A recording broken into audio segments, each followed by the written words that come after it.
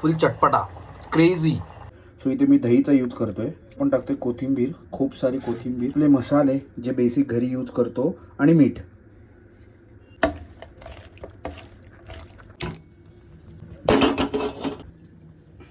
त्या मिरच्या टाकूयात, तेजपत्ता, गरम मसाले आणि ह्या स्टेजला आपण जिंजर गार्लिक पेस्ट टाकूयात. आता त्यात आपण आपला मॅरिनेट केलेला चिकन टाकूया.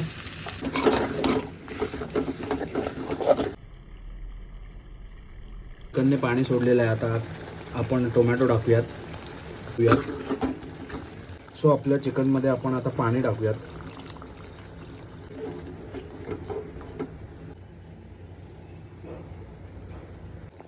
वाव, काय मस्त चिकन झालाय आपला. आपला चिकन रेडी झालेला आहे आणि आपण टेस्ट करूयात. वाह, गरमागरम.